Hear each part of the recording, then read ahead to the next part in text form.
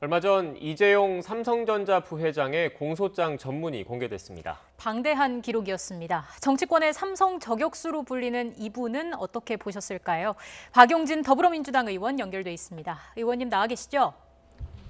예, 안녕하세요. 박용진입니다. 네, 최근에 인터뷰를 봤는데 이제는 삼성 저격수가 아니라 삼성 지킴이로 불러달라라고 하셨습니다. 그러니까 불법 행위를 바로잡는 건 결국 삼성을 위한 것이다라는 의미로 보면 되겠습니까? 그렇습니다. 저는 삼성이라고 하는 기업을 공격하거나 상속이라고 하는 기업의 활동을 저해하기 위해서 일했던 적은 없고요. 예. 오히려 삼성이라고 하는 기업의 이익을 반하고 투자자들의 이익을 저해하는 그런 불법적 행위에 대해서 바로잡고자 노력을 해왔다는 사실을 분명히 말씀드립니다. 네. 언론을 통해서 이재용 삼성전자 부회장의 공소장 보셨을 텐데 감회가 남다르셨을 것 같습니다. 어떠셨습니까? 제가 이 문제를 이렇게 지켜보고 문제 제기를 해온 지가요.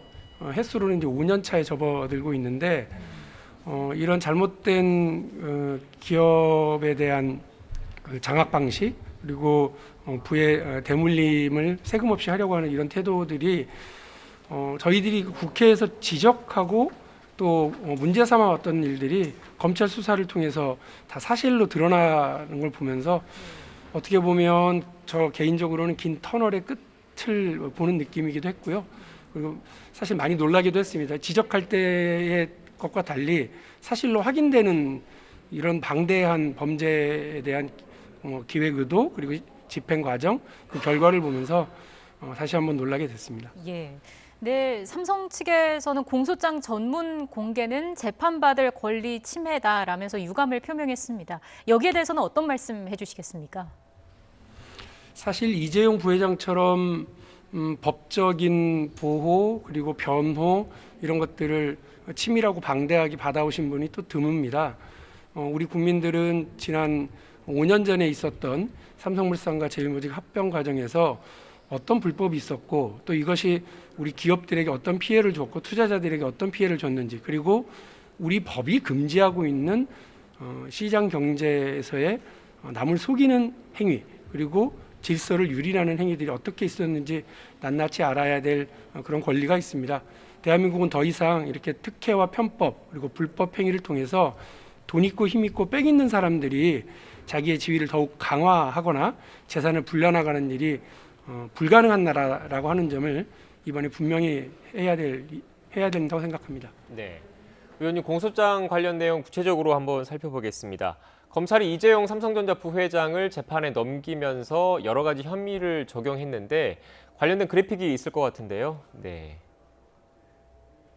네, 지금 부정거래 행위, 시세 조종 등과 관련해서 자본시장법 위반, 업무상 배임, 거짓 공시와 분식회계 관련해서 외부 감사법 위반 혐의 등이 적용됐습니다. 의원님께서는 어떤 혐의에 가장 주목하고 계십니까? 저도 당연히 그 주식 관련해서 이제 그 조작 행위 그리고 시세 조정 행위가 가장 큰 문제라고 생각을 합니다.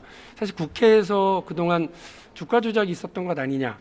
그리고 삼성물산의 일부 피해를 본 주주들이 민사소송을 제기했을 때 그 재판의 판결문에서도 나옵니다. 누군가에 의해서 주가가 낮게 조정되었을 가능성에 대한 그 판결문의 지적이 있습니다. 이렇게 네.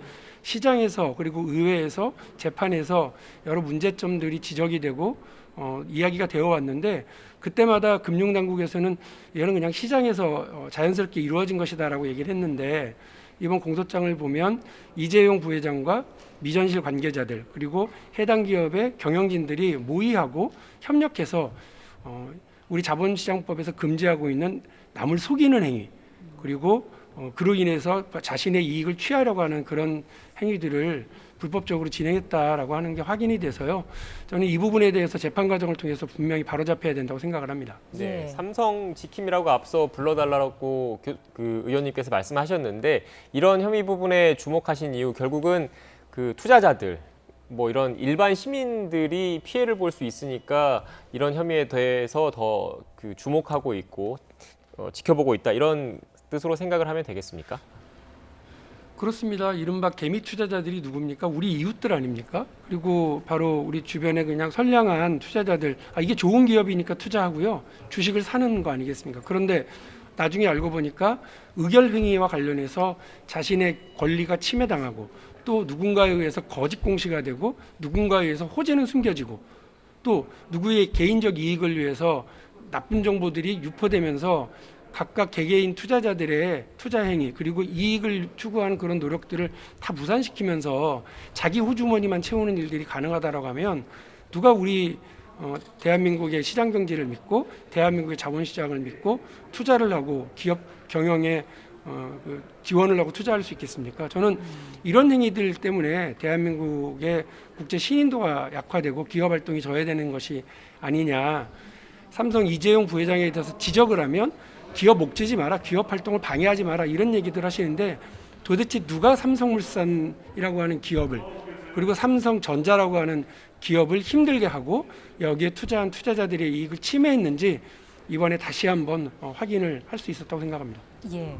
자, 오늘 오전 기자회견에서 나온 내용도 좀 여쭙겠습니다. 이재용 부회장이 기소된 상황에서 금융당국이 할 일을 해야 한다. 이런 이야기를 하셨습니다. 삼성 불법 승계 의혹과 관련해서 금융당국의 봐주기 등이 있었다고 보는 입장일까요?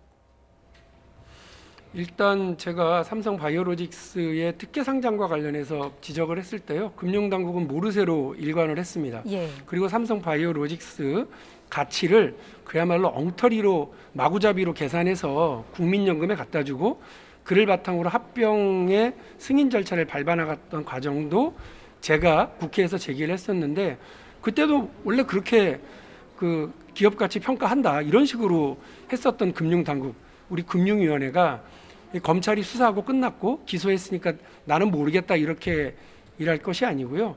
제대로 된 지금이라도 자기들이 할 수 있는 일을 통해서 행정처분 할 수 있도록 해야 된다는 점 말씀드리고요.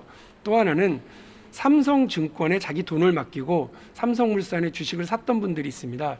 이분들에게 삼성증권이 삼성물산과의 합병을 제일모직과의 합병을 찬성토록 하는 그런 호도행위를 했다고 하는 거예요.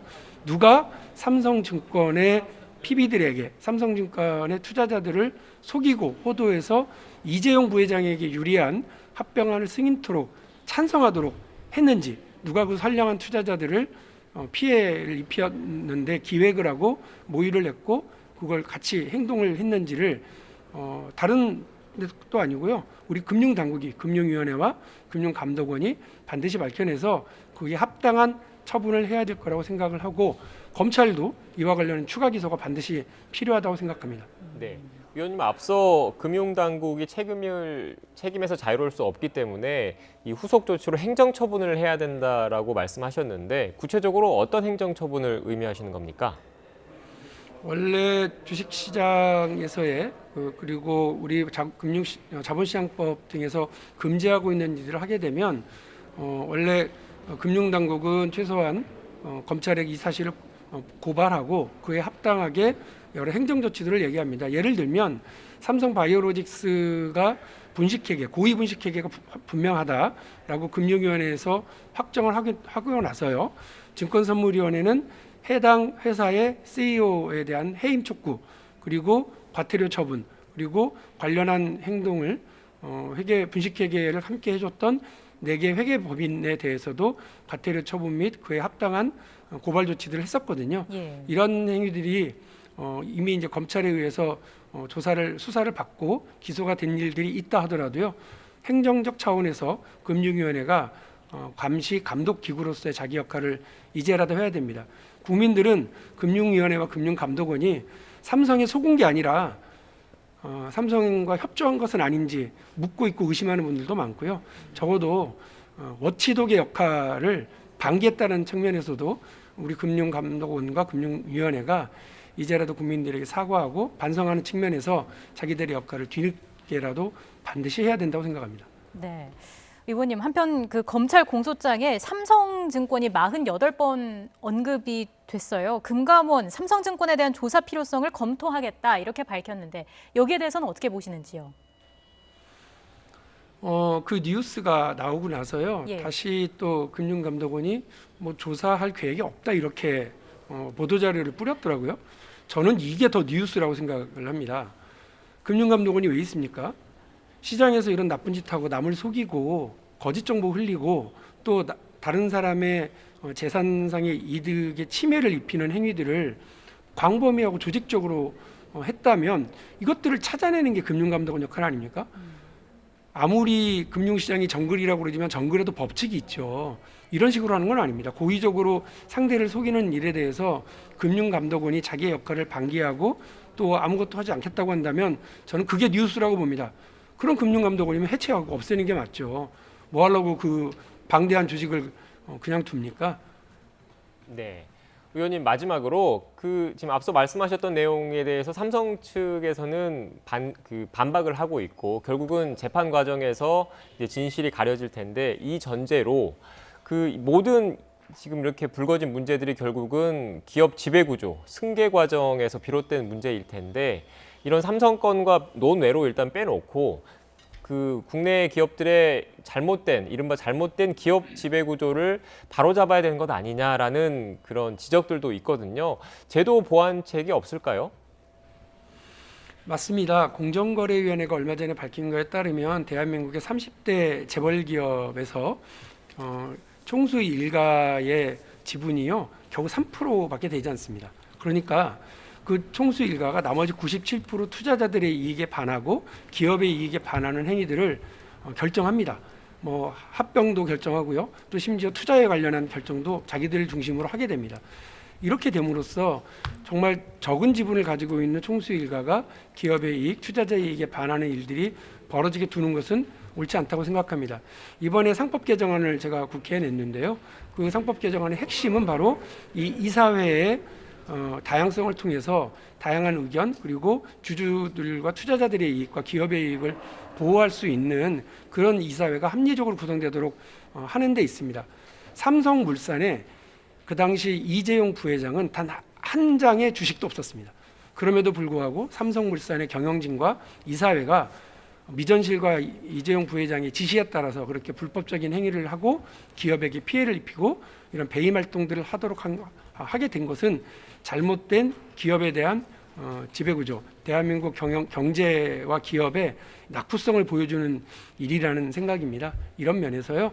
이번에 상법 개정안 반드시 통과되고 공정거래법 개정안도 통과됨으로써 대한민국 경제와 기업 운영이 보다 글로벌 스탠다드에 가깝게 가도록 하고요. 합리화돼서 국제 신인도도 제고하는 그런 변화가 있기를. 그래서 이번 이재용 부회장에 대한 기소가 대한민국 경제의 기업 활동의 터닝 포인트가 될 수 있기를 기대합니다. 네, 알겠습니다. 지금까지 박용진 더불어민주당 의원과 함께 이야기 나눴습니다. 오늘 말씀 고맙습니다. 네, 감사합니다.